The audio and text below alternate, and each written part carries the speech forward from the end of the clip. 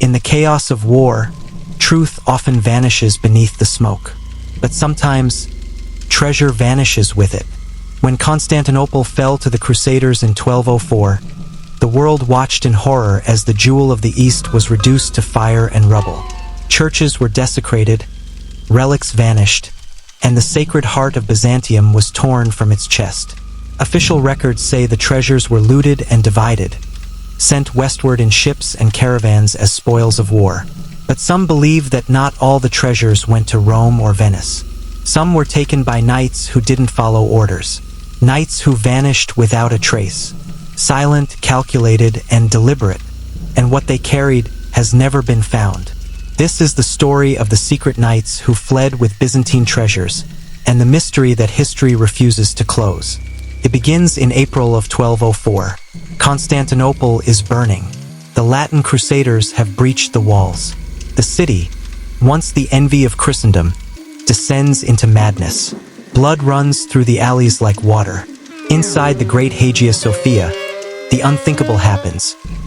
Priests are butchered, relics are stolen, and gold-plated icons are torn from their altars. The noise of chaos masks something else, a quiet exodus. Not everyone in the city that night was consumed by blind greed. Among the Crusader ranks were a few who had come not for salvation or gold, but for something else, something far older, far more valuable, something hidden beneath layers of marble and myth, ancient scrolls, lost relics, keys to power the West had only heard of in whispers. These men weren't acting on orders. They moved differently. They avoided the looting mobs.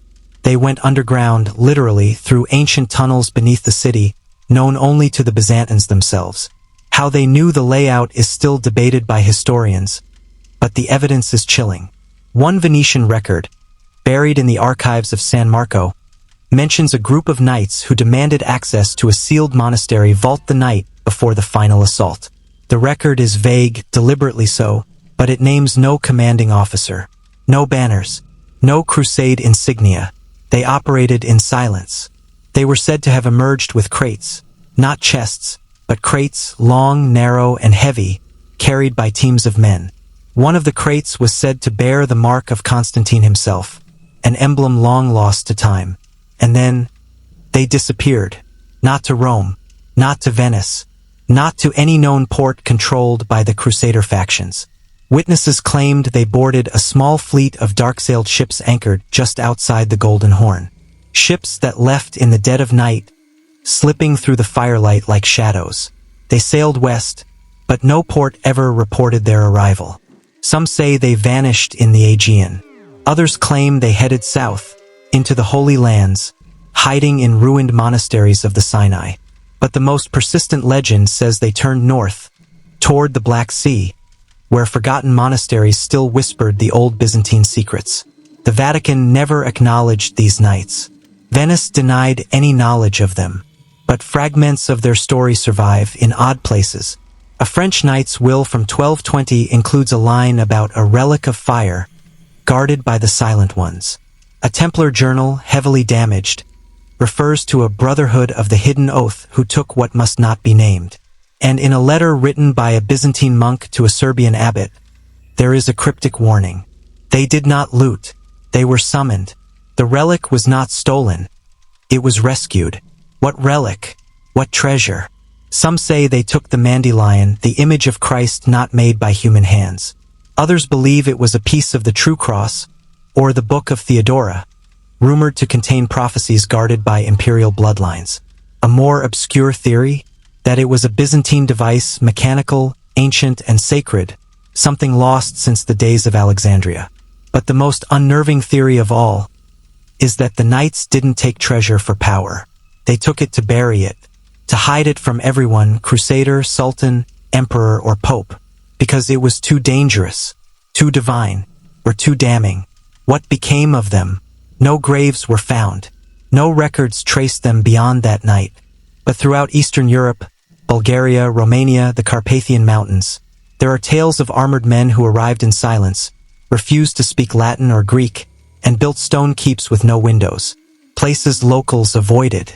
Places that, to this day, remain untouched. One such structure, hidden in the Transylvanian forest, contains symbols remarkably similar to early Byzantine iconography, mixed with Crusader crosses, but altered, intertwined, hidden behind a mosaic wall only visible by candlelight. What were they guarding, or hiding? Was it faith? Was it heresy? Or was it the truth of what the Fourth Crusade had become?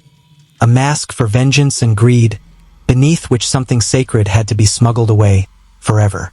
Perhaps these knights believed they were protecting the world, or perhaps they were protecting themselves from it. In the end, the treasures of Byzantium may never be found.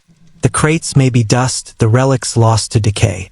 But the story remains, like ash from a fire long gone, floating, whispering, refusing to be buried.